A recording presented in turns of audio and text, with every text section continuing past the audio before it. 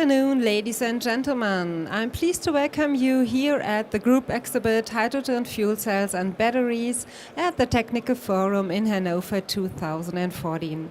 Please come in, have a seat, have a drink on the house and enjoy with me the next presentation dealing with the topic Clean Hydrogen Buses in European Cities. And your presenter is the Project Manager hySOLUTIONS, Dr. Philipp Krüger. Give him a big hand, please.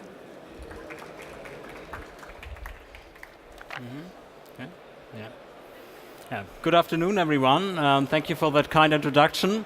I want to talk today about CHIC, our project Clean Hydrogen in European cities. It's a demonstration project about 52 hydrogen hybrid buses all over Europe.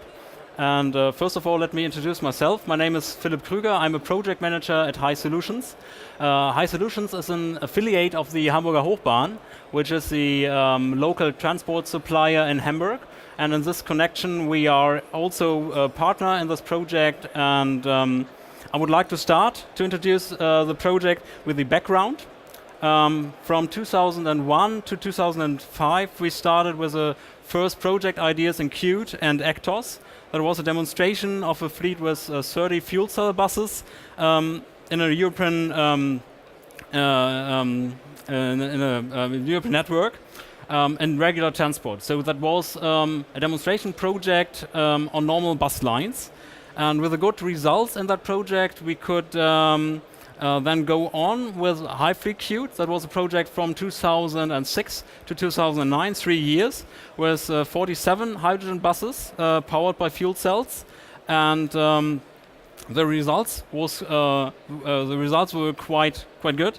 That we could reach 1.6 million kilometers in public service.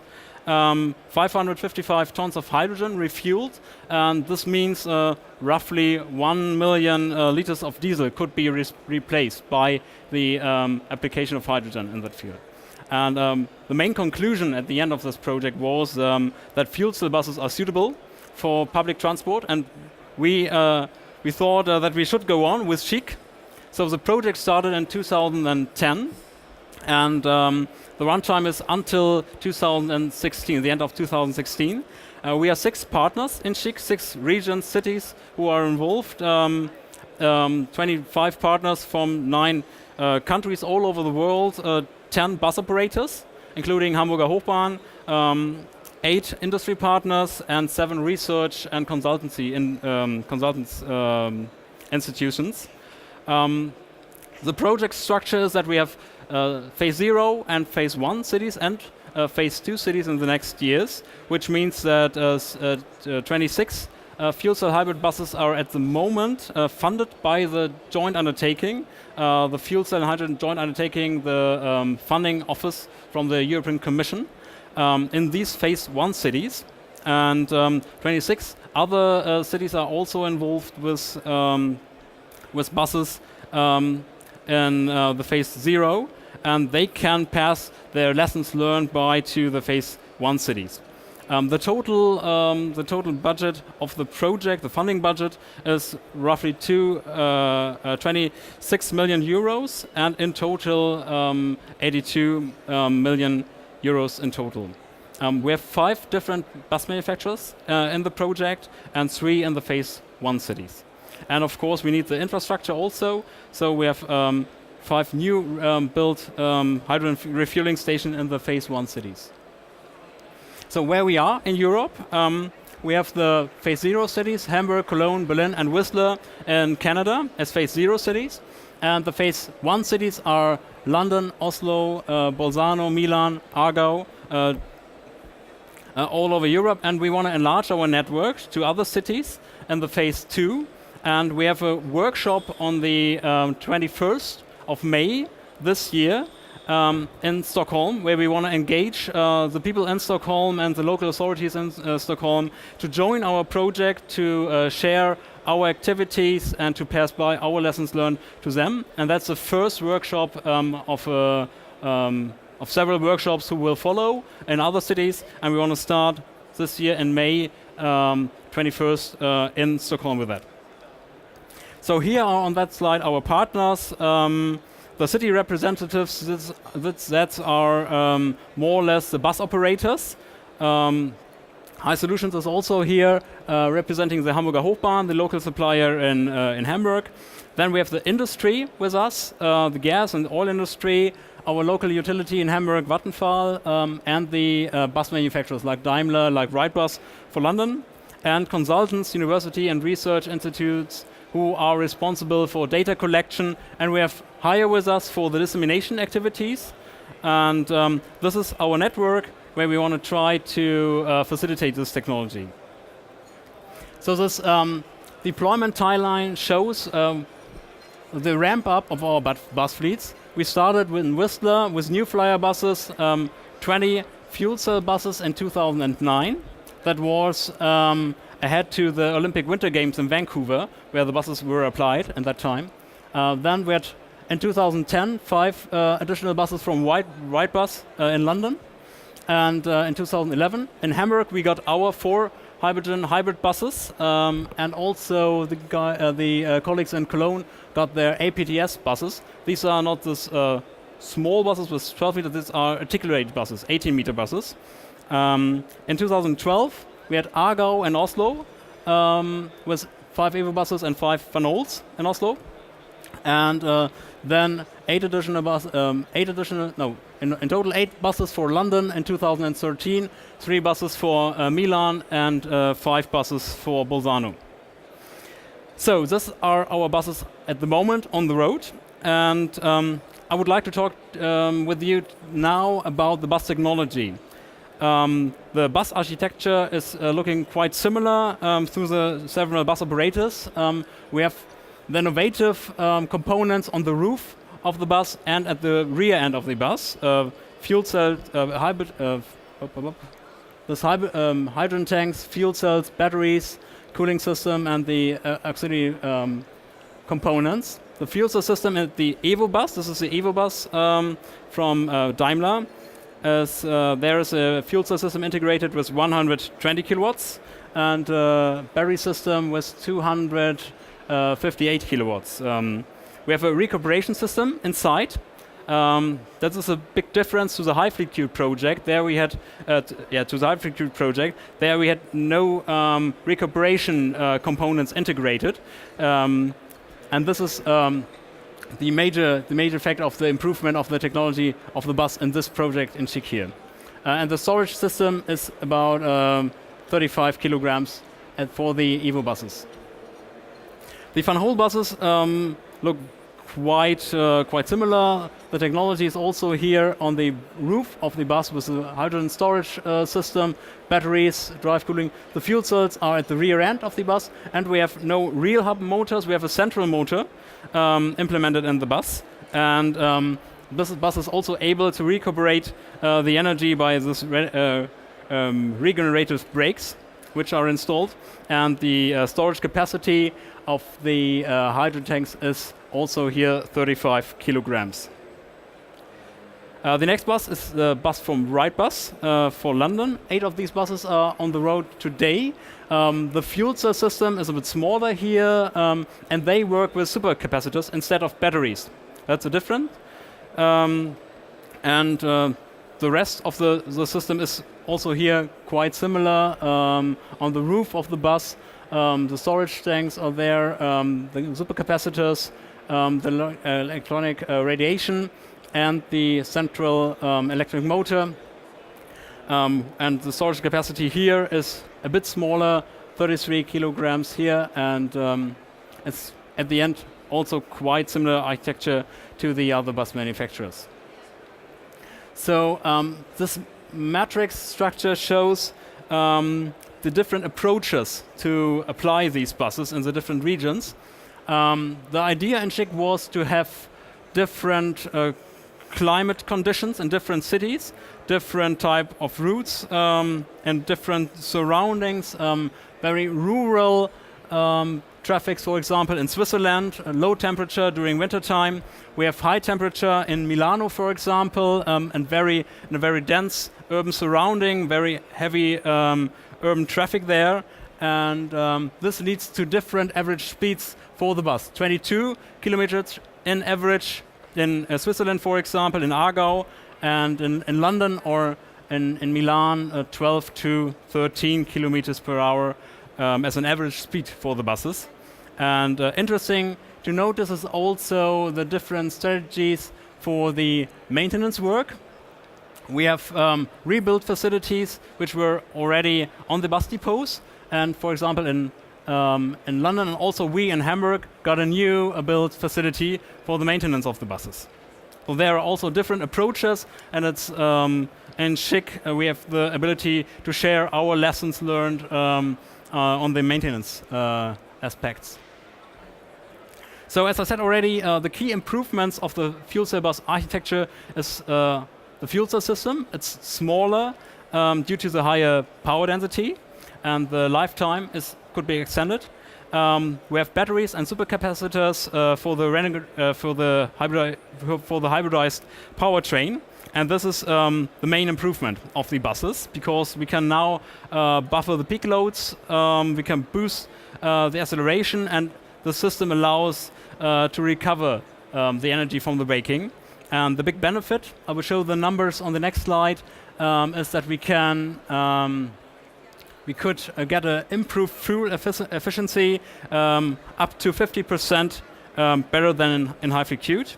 And of course, due to this better efficiency in terms of fuel, we got to lower numbers of tanks on the buses, or with the same number of tanks to a higher range for the bus. So this slide shows the range of the different buses. In London, for example, we have 250 to 300 kilometers, in Hamburg 400 kilometers, in Whistler over 400 kilometers. And with the daily duty of the different bus operators, 18 hours, 15 hours, 20 hours, we can today say that these buses satisfy the demand of normal bus operators in the different cities, in the different regions. And this is a big step comparing with high-frequent, because with this hybridized system on the bus, we could reach now this big ranges over 200 kilometers, which was the limit in high-frequent. We have also here shown the kilometers traveled, and there is still an issue with the availability of the buses.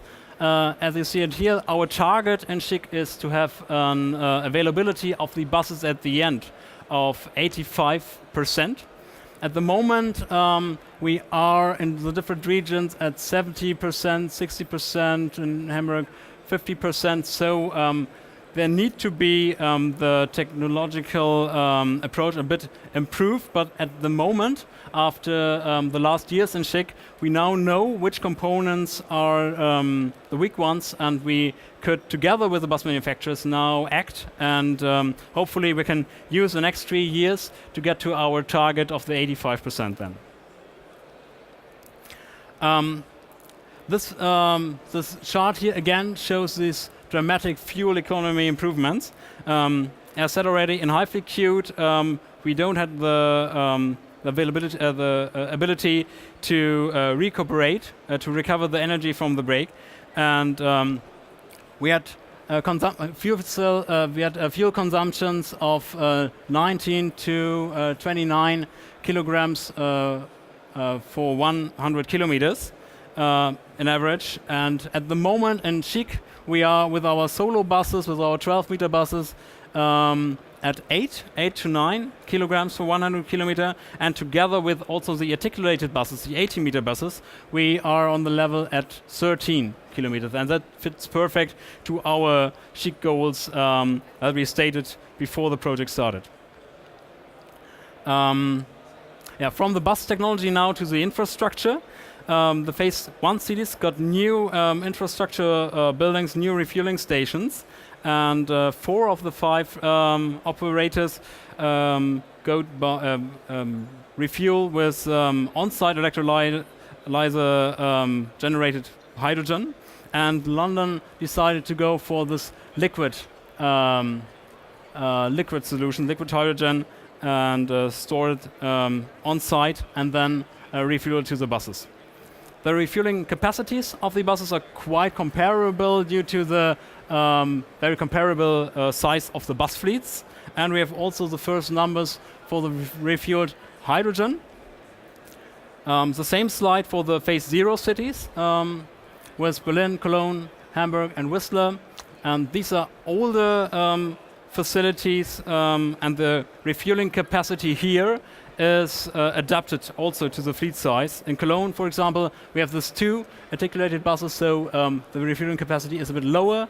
And in Hamburg, we did the calculation that we want to have a refueling station for 20 buses, 10 buses refueled with hydrogen from on-site electrolyzers, and 10 buses refueled by trucked in hydrogen from a trailer.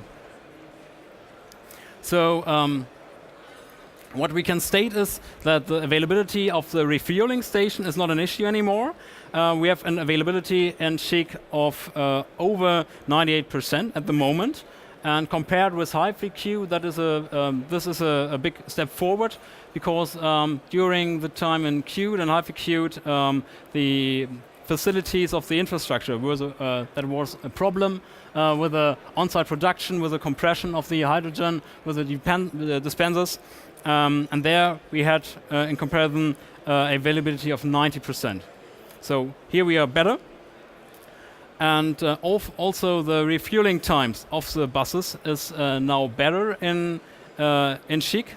We are under 10 minutes. That was our target, to be better than 10 minutes with the refueling. We have refueling times of 6, 7, 9 minutes. Whistler is a little bit slower, but nevertheless, in the other cities we are below 10. And also in comparison with HyFQ, we reported in some cities, in some areas, refueling times over 1 hour. So this is a quite good advantage in that field. So what are our emerging conclusions today in the project? We have 52 buses on the road at the moment, and 5.5 million kilometers could be driven by the buses, and these vehicles satisfy our daily demands on urban routes, on rural routes, and with a typical demand of 12-hour shifts without refueling, and the typical mileage of 200 kilometers. These buses fit perfect for every bus operator we have here in our project. We saw a big improvement with the consumption of the hydrogen. Here we are better than a factor of 2. And what we can also state is that the new refueling stations at the moment perform better than we expected. And with the typical refueling times under 10 minutes, we are also better than in comparison to our previous project in HyFQ. We have nevertheless, we have issues with the availability of our buses, but we do believe when we look at the monthly availability in every region, every city, that we are on a good way together with the bus operators, and that we will tackle this issue, and that we will get to the target of 85% availability in every region at the end of our project. Beside all these technological issues and technical problems, what is also very interesting and very helpful for us is the feedback of the public to our approach. And last but not least, I will give you some impressions of politicians, of bus drivers and passengers, what they do believe where our technology goes. Kit Malthouse, for example, the deputy mayor of London, stated that with these buses, people can now see, touch and feel this technology for themselves and help play a exciting part of London's energy future. And our first mayor in Hamburg, Olaf Scholz, stated that from 2020 on, Hamburger Hochbahn will only procure emission-free buses due to our experience in CHIC. The bus drivers are very positive on the technology. They do believe that that's a great bus, very comfortable to drive, very silent during the whole shift for a driver. And they say that passengers are very enthusiastic and ask a lot of questions when they are on board of these buses. And also our passengers, our users say that the buses are very quiet, very comfortable, and it's a good approach to do something for the environment, and they are also aware of higher costs, of course, with these buses, but they do believe that's better to start with these approaches, to start with this kind of projects now, and to have in mind that it's a bit more costly, but you do something for the environment with this technology. Yeah, so with the statements, thank you for your attention. Yeah, thank you for your attention, and I'm of course open for your questions. Thank you. Thank you very much, Dr. Krüger, for this very informative presentation here on stage. So now it's time on you. Are here any questions in the audience? Ladies first, okay? Would you be so kind to introduce yourself? Yes, hello. My name is Lawrence Green-Clement. Thank you for your presentation. You explained that there were different choices in terms of technology, in terms of how to refuel the refueling how to fuel the refueling stations. So, what is the conclusion? So, it's still okay to have different technological options, and every choice can have a reason depending on the context. Or do you see a conversion that people are converging towards certain choices from the different experiments? I think that this is a question of your strategic approach. If you want to go for green hydrogen from regional hydrogen, for example, if you have in Hamburg, for example, we have wind energy, and we can use the wind at night, for example, to generate hydrogen from this wind energy, but is not used in the grid, and we can then say that's green hydrogen from our region, and we can use that for mobility aspects. You can also say, I want to test if the logistic line is at the moment for me it's realistic for me, and to prove that, you can also use hydrogen from other sources, liquid hydrogen, for example, which is then not so green, but more gray, for example, from the as byproduct hydrogen, for example, and I think this is up to your strategic approach. If you want to go for green, for local green hydrogen from your region, or if you say, I go for trucked-in hydrogen, for example.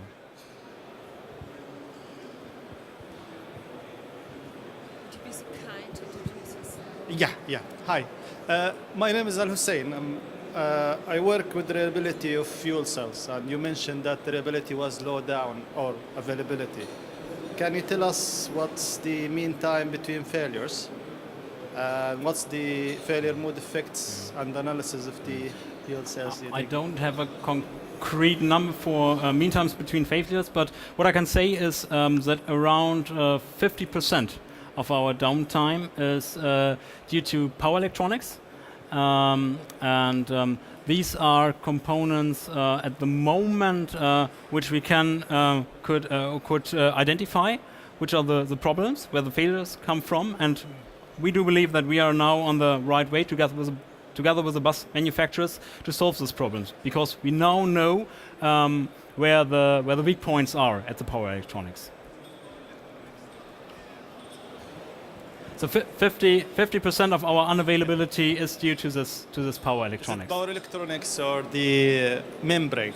No, to the power electronics. Power electronics. Not the fuel cell, the power electronics behind. Okay. The fuel cell system. Thanks a lot. Thank you. Thank you. Are there any other questions? Hi, my name is Christian Vik. I work with hydrogen project development in Oslo region. And Akershus County Council around Oslo, they have